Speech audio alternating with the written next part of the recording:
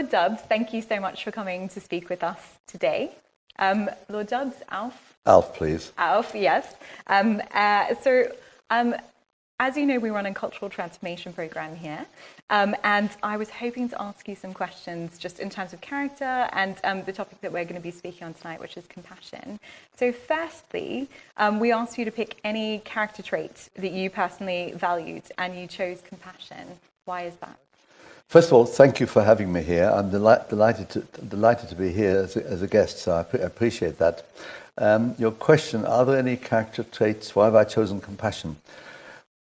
Well, I think compassion is important because there's a harshness in life these days.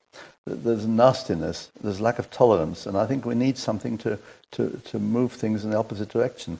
And I think compassion and caring for one's fellow human beings, no matter who they are, is, I think, very important as a sign of what we're like as individuals and what we're like as a society. Great. So I think a compassionate society is one that cares for all its members, doesn't turn its back on them, doesn't ignore them, and is hopefully an unselfish society. That's what we'd all like to see, I think. I hope. Well, this is the ideal. Of course, we're a long way off that, but it's the sort of thing that I would like us to be as a society. I think in some ways we used to be. I think there's a harshness that's crept into our public life, which is unpleasant. Partly, I think the electronic media have made it easier for people to be abusive to politicians. I also think it's there's an element of misogyny about this, in the sense that women in public life get it much worse than men. There's some very nasty things, messages, tweets and things being sent, whether it's to Diane Abbott or Luciana Berge or Anna Soubry, very nasty. And I don't like that. I think people can disagree, and they can disagree in a civilized way without there being this nastiness. And I think it puts women in public life under enormous pressure, and I think that's so unfair. Men don't get it like that. It's a terrible sign of an uncompassionate society, that it's misogynistic in the way it is. Yeah. I know that you say men don't get it, but have you experienced some aggressive communication in your role as a Labour peer? Well, can I say this? Men don't get it nearly as much as women, and I seem to have been sheltered from it a bit. Oh, I've had a few nasty things. I've had a anonymous letter which said, what did it say? It said, these children, refugee children you want to bring in the country, they'll all become terrorists like you. Or I've had somebody blame me for the Parsons Green bombing, because it was allegedly a refugee. It wasn't a refugee that came under anything I had to do with, but it said it's your fault, you should pay compensation to the victims, things like that. But, it's not personally nasty. And some of the women in public life, I know that because they've told me, they get it personally nasty. Yeah. And those were anonymous letters that you received? Yeah, I've also had letters that are not anonymous, and I try and reply to them and explain what the position is, and it diffuses it a bit. But I don't get I've got a wonderful assistant in Parliament who helps me a bit, and she sort of doesn't expose me to all the nasty things. She says, a few of them. She doesn't expose me to them, so it's probably easier for me. But as I say, the fact that we're even talking about this is a sign of something that used not to be the case so long ago. Yeah. I just think I'm very sad that people in public life get that sort of level of abuse because of who they are or things they've said, in a way that denigrates our society, that we should be talking about people in public life in that way. No, it's horrible.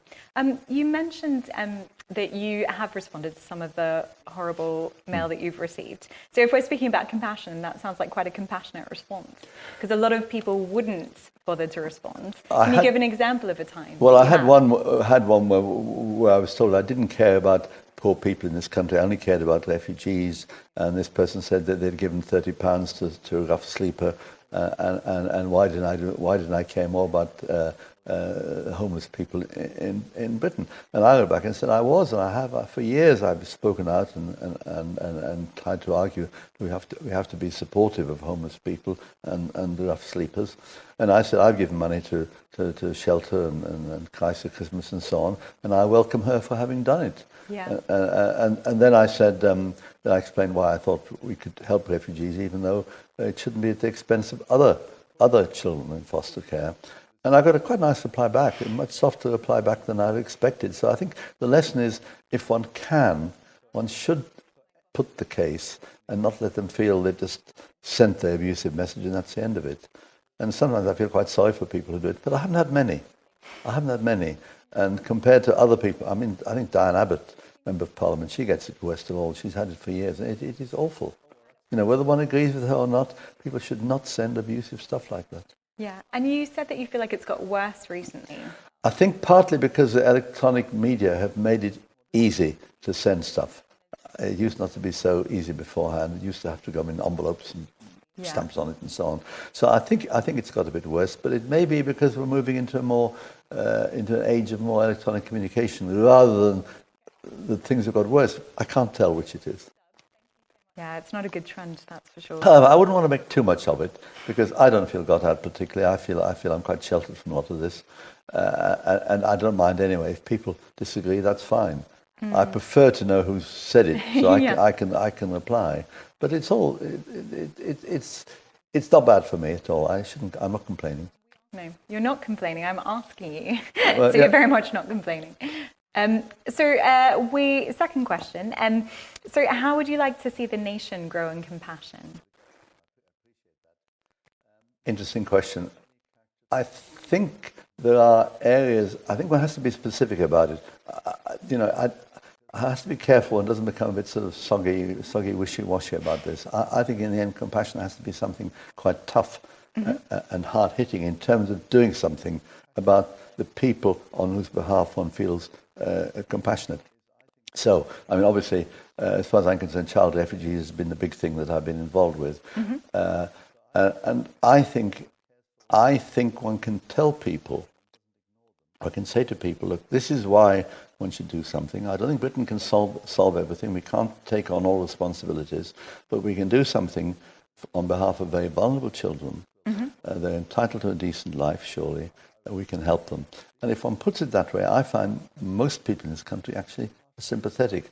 I think whatever the arguments about migration generally in Britain, which is a difficult political discourse for some, I don't mind talking about it, but I think most people in Britain are sympathetic to the idea that we should help child refugees. So it's partly a matter of putting the argument over and explaining why we're doing it and the benefits of doing it and why as a country we should do it. And to say, look, in 1938-39, we took 10,000 unaccompanied child refugees on the kinder transport. Surely we can learn a lesson of how that worked and do something about that now. Particularly as I was one of them who came on the kinder transport. So I suppose I owe my life to Nicky Winton, the person who organised them from Prague. And there's an example of a compassionate human being. Goodness me, they don't get more compassionate than he was. He died a couple of years ago, aged 106. Lived a good life, 106 years. Well, he showed a level of commitment. I'm going to say something about that when I speak. But he showed a level of commitment. He showed a level of compassion. And he didn't walk away from it. One can also say, isn't it awful, and then walk away. He said, isn't it awful, and I'm going to do something. And that's the difference. It's people who are compassionate and act on it. Yeah. Because otherwise it's just empathy, I would imagine. So if you're just looking at something and feeling it, but then compassion is maybe acting on it. I believe that. Absolutely. You've put it very clearly. I think compassion without acting on it isn't really much good. It's just soggy sympathy, empathy as you call it. I say soggy sympathy. Whereas I think anything about which one feels compassionate or people towards whom one feels compassionate, I think it should be a spur to action. Now, obviously, not everybody has a chance to do as much about it as people in public life. But in politics, one has more chances. But I think it means compassion by itself is not as good as doing something about it. That is the key test. I would imagine, though, that's part of the reason you moved into public life. Is it not to be able to do more in terms of compassion? Well, I mean, I believe one should make a difference. And if one feels being compassionate as regards people who are vulnerable, people who are poor, people who don't have a chance in life, people who haven't got jobs, people who are homeless, even people in prisons. I think one should be compassionate towards such people. I think that's the way we should. That's the way I think we should behave. And I'm very lucky. I've been enormously lucky to have the chances to be in positions when I could do something. What little I've been able to do, and I think it's very privileged for me to be in that position. And I am more critical of people in public life who have a chance and do nothing. Yeah. I think that's a waste. I would also challenge the idea of lucky. I think you probably worked very hard to get these positions. Well, yeah, but I'm lucky. Well, I know there's an awful luck. When I got to House of Commons, there are all sorts of lucky things that happened. No. I think you have to give luck a chance to work. But I think most people who've gone into politics have had some luck done along the way on the path there. Yeah. I think so. But okay, you've got to do something with it as well. But I think I've been lucky. Maybe both. Maybe it's good to have both in mind. So we previously sort of mentioned if individuals aren't feeling massively compassionate, how do you think they can grow in compassion? Well, I think compassion is in danger of being an abstract term. Yeah. And I think one has to put it over in such a way that it is meaningful. Mm-hmm. It's meaningful in very precise, concrete terms. So, when one would say to people, look, there are homeless people sleeping in the street. Mm-hmm. It's usually, nearly always not their fault. They've had a bad break in life. They've had mental illness. They've had other things. Yeah. They haven't had decent chances. And I think as a society, we owe it to them that we help them to get on their feet, find a home, and hopefully if they want to get into work or get the medical care they need. So I think one has to point to people, point to issues where compassion should kick in, mm-hmm. and where people need help. And goodness knows there are enough examples of it. I mentioned refugees. Yeah. I mentioned homeless people. I mentioned people sleeping in the streets. All sorts of people in real poverty. We're a very unequal society. You know, the top 1% are enormously well off. They've got wealth beyond dreams. And then we have people at the bottom of the heap who just find it so difficult to get by. They have to go. They have to go and get food handouts and so on, because find the food in the bins in the supermarkets, because they have no choice. I think that's terrible. It's a criticism of all of us that this is the sort of society we are, and I think it needs a public political response. Yeah. I think I just completely agree with you. I like the idea that the smallest act is better than the greatest good intention. Yeah. And sometimes it is just doing that one little thing on the way home when you see the problem and you spot it. Just getting involved instead of walking past it every time. I think this walking past it, I think sympathy and walking past it is just not very good. And I think that there are so many chances, certainly in my position, there are chances for me to get involved and do things. And I always feel I don't do nearly enough. There's far more I could be doing. But that's life. I suppose it's better that one feels there's more one should be doing when there's nothing one needs to do. Exactly, or that you've done too much. Well, I think you're doing a lot. I find it inspiring, but I think, as you say, it's probably a good thing to feel like there's more you could do. I think there is. And mind you, see, you have to spread the word as well. Mm-hmm. So I love the chance of, being able to talk to people. I go to schools and talk to the students there in the schools about things. They're very good because they get incredibly enthusiastic and committed.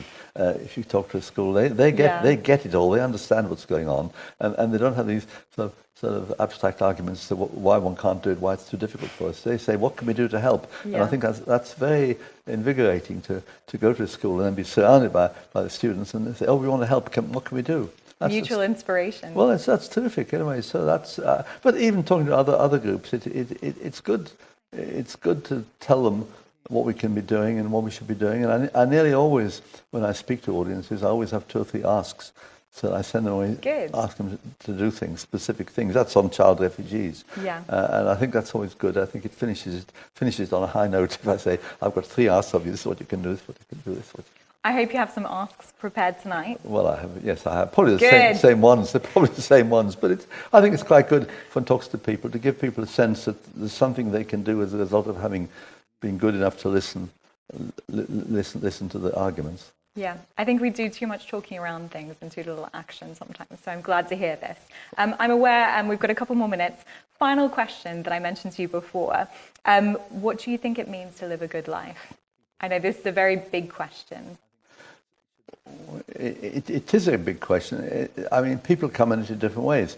Some people come at it through religion, although I don't think all religious people lead a good life, if I may say so. I'm a humanist. I think some humanists, believe in a good life. I'm not sure all humanists necessarily do it. I think a good life means concern for one's fellow human beings and doing something about it.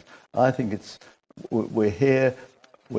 Some of us are very lucky to be in the position we are, and I think a good life to me means the relationship we have with our fellow human beings, whether they're here, whether they're in other parts of the world, and what we're doing about it to help those who are most vulnerable. I think that's a sign of a good life, caring for other people. Yeah, I agree. I think you're probably living a very good life. Oh, you don't know me very well. Yeah, that may also be true. Anyway, Lord Dubs, thank you so much for your time. I'm now going to hand over to Alistair, but thank you for answering my questions, and I will be asking you more later on, I'm sure.